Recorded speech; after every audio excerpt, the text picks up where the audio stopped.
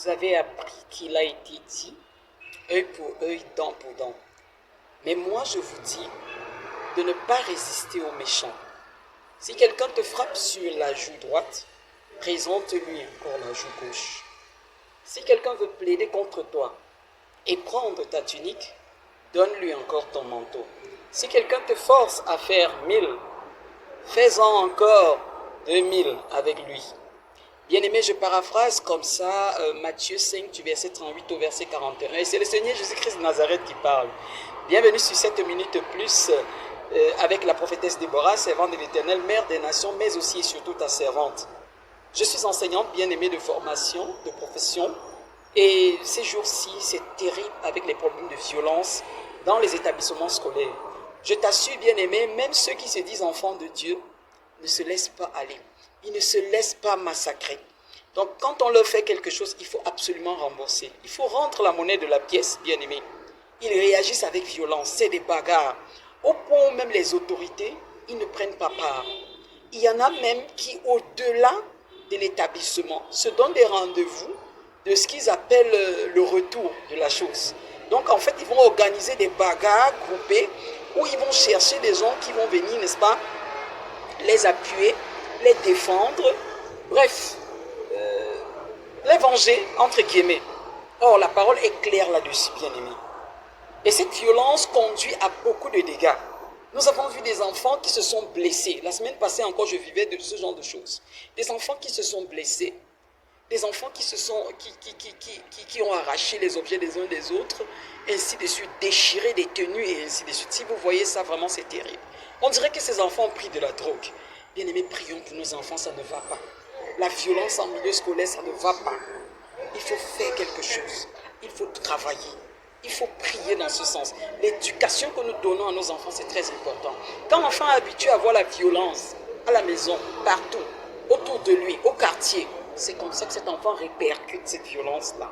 C'est pourquoi la parole de Dieu est importante. Dans le livre de Proverbes, la parole est claire là-dessus. Dieu n'est pas avec l'homme colère. Dieu n'est pas avec celui qui donne une réponse violente. Même si c'est une agression verbale, bien aimé, tu ne dois pas absolument, non. Et le Seigneur Jésus-Christ de Nazareth, c'est qu'il dit dans Matthieu 5, verset 38 à 41, lui-même il a appliqué. Regarde Jésus-Christ de Nazareth devant Ponce Pilate. Est-ce qu'il a réagi, bien aimé?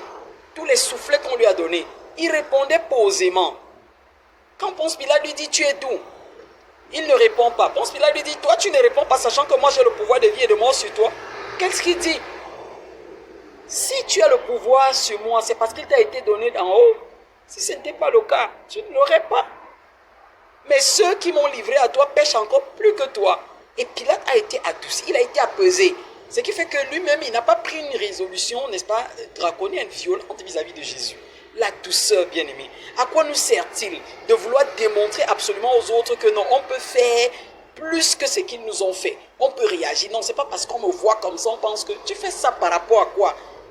Quelle sera ta récompense? En tout cas, le Seigneur est contre ça. Parce que dans Matthieu 6, du verset 14 au verset 15, il dit, si nous ne pardonnons pas aux hommes leurs offenses, notre Père Céleste ne nous pardonnera pas aussi nos offenses. Oui, bien aimé, si tu ne pardonnes pas ton prochain, pourquoi tu attends que Dieu te pardonne? C'est que toutes tes prières seront bloquées. Quel que soit ce que tu vas venir dire au Seigneur, il ne va pas t'écouter. Pourquoi? Parce que toi, tu ne pardonnes pas. Chaque fois, il va voir le manque de pardon. Et il y a des oies de Dieu qui sont en enfer à cause du manque de pardon. Oui, bien aimé. Donc faisons très attention. Le Dieu de gloire vient nous parler aujourd'hui de violence. La violence dans les foyers. La violence des hommes qui portent main sur leur épouse. Les épouses qui portent main même sur leurs époux. C'est quelle histoire ça? Depuis quand une femme doit porter main sur un homme? Non, bien-aimé, ça doit s'arrêter. Vouloir se venger. Ton beau-frère t'a fait ci, ta belle-soeur t'a fait ci. Il faut absolument que tu rendes la monnaie de la pièce. Apprenons à faire le contraire et nous serons bénis au nom de Jésus. Je le dis parce que moi-même je l'ai expérimenté, bien-aimé. Quand quelqu'un te fait du mal, le diable t'attend quelque part pour réagir négativement, afin que tu perdes ta grâce. Lorsque tu perds ton sang-froid et que toi aussi tu réagisses, même ne serait-ce qu'un petit mouf, tu dis aussi mouf, tu as déjà perdu ta grâce, la journée est foutue. La grâce ne peut pas surabonder dans ta vie. Alors je viens te donner ce conseil ce matin, bien-aimé. La violence n'est pas bonne. Appliquons ce que la parole de Dieu nous demande. Restons dans la douceur. Imitons, soyons des imitateurs du Seigneur Jésus-Christ de Nazareth. Et nous serons davantage bénis au nom puissant de Jésus-Christ de Nazareth. Tu es béni. Bonne journée à toi, s'il plaît à Dieu. À la prochaine minute plus. Bye bye.